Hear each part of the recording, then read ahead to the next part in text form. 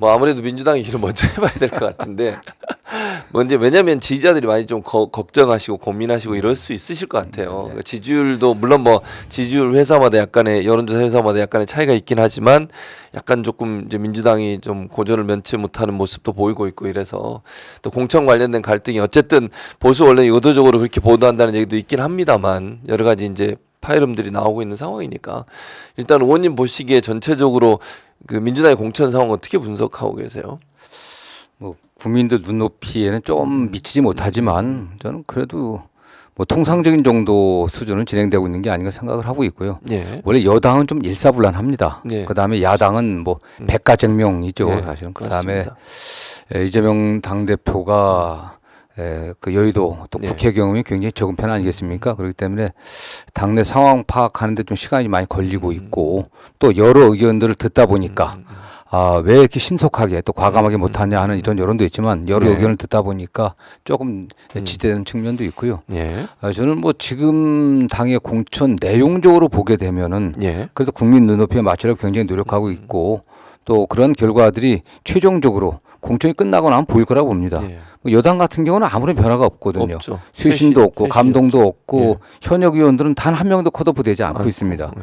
민주당에 대해서는 뭐 일부 언론들이 자꾸 친명 비명으로 나눠 갖고 뭐 비명은 횡사하고 친명은 살았다고 얘기를 하지만 그렇지 않거든요. 저는 네. 친명 언론이 얘기하는 친명 비명의 기준이 도대체 뭔지 그걸 먼저 묻고 싶어요. 맞습니다. 사실은 많이 뭐 단수 공천된 의원 중에서도 소위 말하면 뭐 비명이랑 뭐 친명 비명을 떠나서 이재명 대표와 특별한 인연이 없는 의원들도 많이 많죠. 있었고 맞습니다. 과거에 뭐 친문이었다라고 하는 의원들 많이 있었고 그렇습니다. 그렇기 때문에 지금 뭐 당내에서 일부 공천 잡음이 있다고 하지만 당연히 공천 잡음이 있을 수밖에 없는 거 아니겠습니까? 네, 맞습니다. 변화 또는 혁신이라고 하는 게 기득권을 갖다 벗겨내는 거 아니겠습니까? 그렇기 때문에 특히 민주당 같은 경우는 현역 의원들 숫자가 많거든요. 예. 그리고 현역 의원들 이분들은 뭐 또 컷오프 시키고 또는 경선시키고 다른 그런 과정에서 좀 소리가 나올 수밖에 없는 겁니다. 그렇죠. 네. 맞습니다. 당연한 과정인데 너무 게 과장됐다라고 이렇게 좀 말씀을 드리고 싶습니다. 네. 네, 이 일부 이제 반발에 탈당하시는 분들이 있지 않습니까? 이제 대표적인 사례가 이제 제가 지적하고 싶은 분이 이수진 의원인데 네네. 그분은 좀 지나친 게 아니냐 개인적으로 그런 생각이 있습니다. 저도 어떻습니까? 뭐 이수진 의원이 참 그래도 뭐 굉장히 촉망받는 판사 출신 아니었습니까? 예. 네.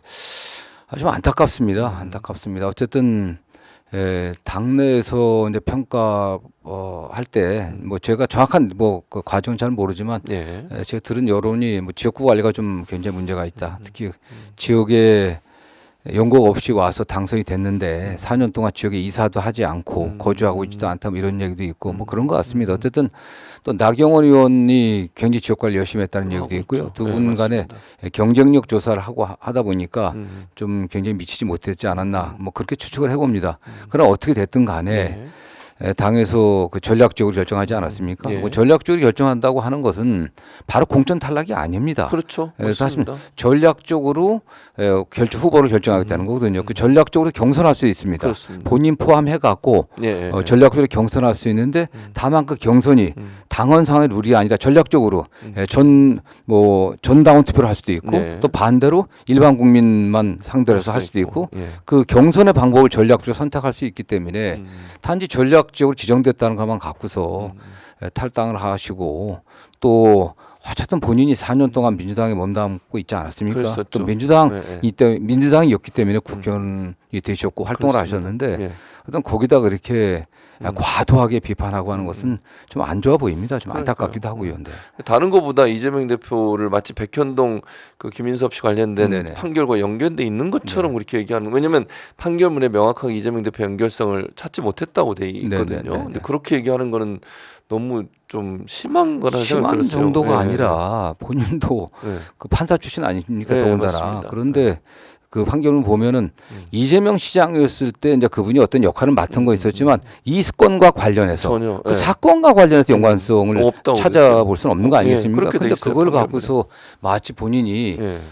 현직 판사인 것처럼 예. 유죄의 취지로 단정을 해버린다고 하는 것은 매우 적절치 않은 행동이죠. 그러니까요. 어떻게 그렇게 할 수 있겠습니까? 그럼 맞습니다. 본인이 지금까지 이재명 대표 스스로도 이재명 대표를 위해서 자기가 변명도 많이 하고 변론도 했다고 얘기를 하는데 그럼 그게 뭡니까 본인이? 그러니까요. 누워서 침 뱉는 겁니다. 저는 뭐 이수진 의원하고 좀 그래도 네. 저게 뭐 괜찮은 의원이다 이렇게 생각을 해왔었는데 어쨌든 그런 행태는 좀 바람직하지 않죠. 네. 좀 안타깝습니다. 예. 네.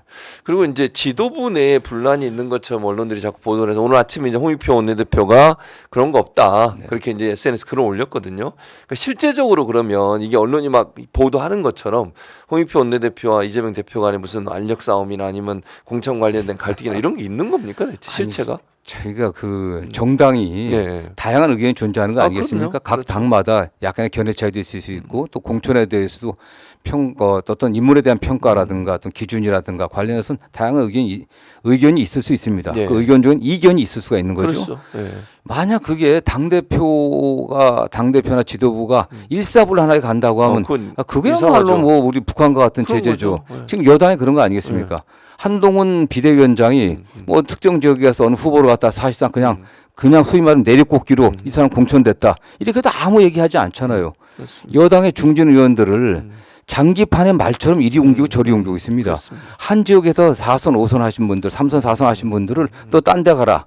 딴 데가 이렇게 하고 하는 게 이게 정상적인 겁니까? 정상이 이게 아니죠. 시스템 공천입니까? 아니죠. 그럼 그 지역에서 인물을 하나 뭐 재선, 3선, 4선 할 때까지 키워온 지역 주민들은 뭐가 됩니까? 사실? 그러니까요. 누가 새로 와갖고 새로운 분이 지역을 어떻게 파악하고 할 수 있겠냐고요. 이게 물론 그것도 합당한 이유가 있으면은 합당한 이유가 있고 그 해당 의원이 중진이지만 지역구 활동을 소홀히 했고 의정 활동을 평가함에 있어서 좀 낮은 평가를 받고 예. 또 지역 주민들부터 교체 지수가 높다고 하면 아예 그럼 컷오프 시켜야겠죠. 그렇죠. 예, 예. 오히려 그런 분들을 그냥 장기판의 말처럼 민주당 의원이 있는 지역구, 예. 뭐 험지 이런 데 보낸다고 하면서 옮기는 거 그게말로 비민주적이죠. 그렇죠. 저는 당내에서 최고위원회에서 여러 의견이 있고 예. 그 의견 중에서도 이견이 있어 갖고 예. 이야기하는 건 너무나 자연스러운 거 아니겠습니까? 자연스럽죠. 예, 그런 걸 민주적. 갖고 예. 뭐 공천 잡음이 있다, 뭐 부작용이 있다 하는 것은 전 적절치 않다고 보고 있고요. 예. 예, 전 그렇게 보고 있습니다. 네. 그러니까요. 말씀하신 것처럼 민주적 정당이라고 하는 것이 결국은 당내 토론이 활성화되고 이견이 있는 것이 드러나는 것이고 이런 네, 거잖아요. 네, 근데 국민의힘은 지금 상황을 보면 전혀 그런 게 드러나지 않고 있어요. 누르고 있지 않나는 생각이 들 정도입니다. 아주 뭐 일사불란하죠. 예, 예. 검찰 조직에서 그 한동훈 법무부 장관이 검찰 조직에 오래 했던 분 아니겠습니까? 예. 그 검찰 조직 운영하고 비슷한 것 같아요. 위에서 상명하복 지시한 밑에 그대로 따라가고 있고 뭐 공천과 관련해서도 지도부라든가 당에서 결정하면 아무도 이의 제기를 하지 못하고 있지 않습니까? 거의 이의 제기를 못하고 있죠. 물론 그러니까요. 일부 뭐 그렇게 뭐 인지도 있는 분이 아니면 뭐 지방의원 출신이라든가 지방 예비 후보자들이 일부 반발하지만은 네. 뭐 현역 의원들은 뭐 그냥 그대로 다 거의. 공천되고 예, 있고 뭐 맞습니다. 그런 상황에서 다른 목소리가 나오지 않고 있잖아요. 그러니까요. 이거야말로 비민주적인 거죠. 네. 그리고 이제 오늘 아침에 뉴스를 보니까 고민정 의원이 최고위원회 당분간 불참하겠다 이제 이렇게 얘기를 했더라고요. 네, 네, 네, 무슨 왜 그럴까요? 의원님 뭐 무슨 생각이 있으세요? 어떠세요? 모르겠습니다. 뭐 고민정 최고의 그 네. 생각을 제가 추측할 수는 없고 그러나 좀 견해가 다르다고 하더라도 당의 최고 지도부의 일은 아니겠습니까? 그렇습니다. 지금 전체 공천 과정에서 최종적인 결론을 내리는 게 최고위원 아니겠습니까? 네. 또 최고위원으로서 더 책임감을 갖고 더 적극적으로 당무에 임해야 되지 않겠나? 그게 최고위원의 자세가 아닌가 좀 이렇게 말씀드리고 싶습니다. 네. 일단 또 하나는 이제 오늘 아침에 황운하 의원이 불출마를 선언을 했습니다. 고민을 지난번에 한번 하려고 했다가 주변에 있는 의원들이 좀 말려가지고 그때는 이제 멈췄는데 오늘 이제 불출마 선언을 했는데 보시면서 어떤 생각이 드셨어요? 뭐 일단 황운하 의원께서 정말 고심 끝에 결정을 한 것 같아요. 예. 황운하 의원 관련된 사건은 뭐 1심에서 유죄 판결을 받았다고 하지만은 내용을 보면 굉장히 문제가 있는 사건 아니겠습니까? 어떻게 보면 현 정권이 울산시장 관련해 갖고서 전 정권이 개입했다고 저는 상당히 의도적으로 상당히 조작적으로 만든 사건이 아닌가 그런 의심을 해봅니다. 오히려 황운하 의원이 울산경찰청장이었을 때 했던 정당한 수사들을 오히려 막았지 않습니까? 막고 오히려 반대로 황운하 의원이 뭐 청와대와 관련해 갖고서 사건을 조작한 것처럼 이렇게 만들었는데 좀 그런 면에서 매우 억울하지만 어쨌든 또 그렇다고 우리가 해서 사법부의 판단 자체를 무시할 수는 없는 거 아니겠습니까? 1심 판결이 난 상황에서 본인이 또 재판에 집중하고 또 당의 단합을 위해서 또 용단을 내린 게 아닌가 이렇게 평가를 하고요. 황운하 의원이 그래도 역시 또 책임감 있는 그런 정치인이 아닌가 생각합니다. 네. 그러니까 이제 비교가 돼요, 의원님. 네. 황운하 의원은 그렇게 불출마 선언을 했는데 네.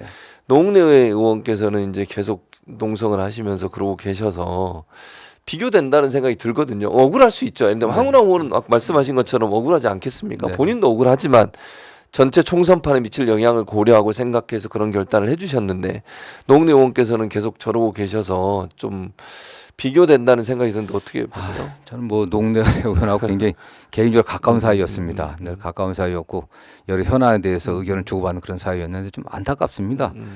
사실 노웅래 의원 사건 같은 경우는 한동훈 법무부 장관이 국회에 와갖고 체포 동의안을 그 설명할 때 정말 어떻게 보면은 전혀 근거 없는 사실을 제가 보기엔 날조해갖고 체포 동의안을 갖다 그냥 다 구속영장에 내용을 다 낭독했습니다. 저는 그 문제에 관련해서 일관되게 저거는 피의사실 공표다.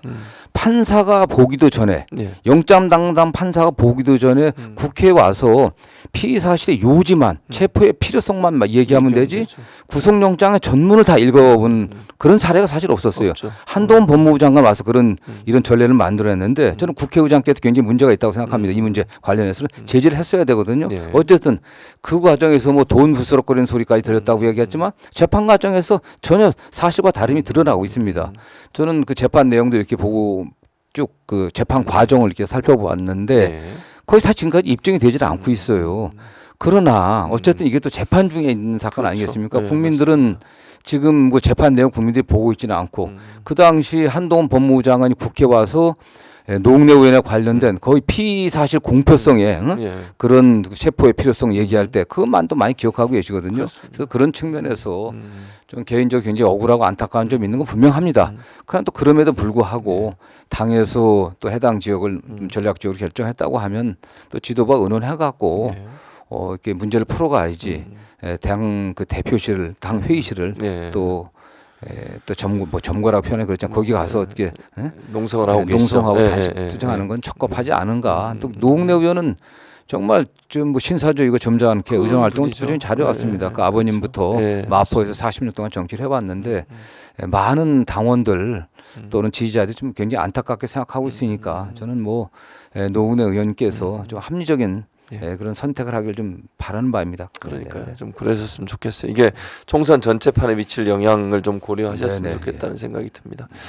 그리고 이제 민주당 같은 경우는 그러니까 잘 부각은 안 되지만 예를 들면 전현희 권익위원장도 본인이 이제 다른 곳으로 뭐 다른 곳 간다면 선당우사 얘기를 했고요. 허태정 전 시장도 이제 본인이 그걸 수용했고요. 그리고 양승조 충남지사도 홈지로 갔고. 임종석 실장은 왜 안 하시는 거죠? 이해가 잘 안 돼요. 뭐 예민한 문제 또 제가 답변하기 곤란하는 문제를 자꾸 물어보시는데 제가 뭐 다른 방송이나 또 언론 취재할 때도 그랬습니다. 정말 당의 결정에 따랐으면 좋겠다. 그러니까요. 어쨌든 지금 이 시대에 민주당의 당원, 민주당 국회의원으로서 또는 이번 22대 국회의원이 되고자 하는 민주당원으로서 가장 큰 전 과제는 윤석열 정권의 무능과 폭주 이걸 중단시키는 겁니다. 맞습니다. 윤석열 정권을 심판하는 게 우리의 시대적 과제이고 임무입니다. 우리가 그러기 위해서는 총선에 승리를 해야 되는데 그렇다고 하면 여기서 각자 좀 자기 생각들이 있겠지만 당의 결정에 그래도 따르는 게 올바른 태도가 아닌가 생각하고요. 그런 면에서 양승도 전 충남지사도 본인의 그 정치적 그 고향이고 본인을 키워낸 천안 지역구 희망하셨지만은 또 당의 요청에 의해 갖고 험지인 홍성 그쪽으로 가셨죠. 그다음에 허태정 대전시장도 뭐 대전 광역단장도 하시고 또 좋은 평을 받았던 분이지만 당의 결정에 따르겠다. 그리고 전현희 전 국민권익위원장도 그렇게 말씀하셨습니다. 그래서 임종석 전 비서실장도 뭐 굉장히 저는 뭐 586의 상징, 문재인 정부의 상징이라고 얘기하지만 임종석 실장 그 분만 두고 봤을 때 굉장히 유능하고 젠틀하고 참 정치해야 될 그런 또 시기에 있는 분이라고 생각합니다. 그러나 또 그럼에도 불구하고 예. 당의 전체적인 선거 구도를 고려해갖고 또 여러 가지 다른 의견들도 있는데 한번 제가 뭐 전에도 그런 말씀을 드렸는데 지금 좀 지도부와 뭐 대표가 나서면 또 여러 가지 또 오해가 있을 수 있지 않겠습니까? 그럼요. 있을 수 최고위원들도 계시니까 좀 소통을 해갖고 당과 뜻을 함께하는 것이 좋지 않겠나 어떤 형태든지 예. 저는 그런 부탁을 좀 드리고 싶습니다. 예. 네. 어쨌든 좀 잘 당을 위한 그런 생각과 결단을 좀 해줬으면 좋겠다. 개인적으로 저도 뭐 그렇게 이제 생각을 합니다.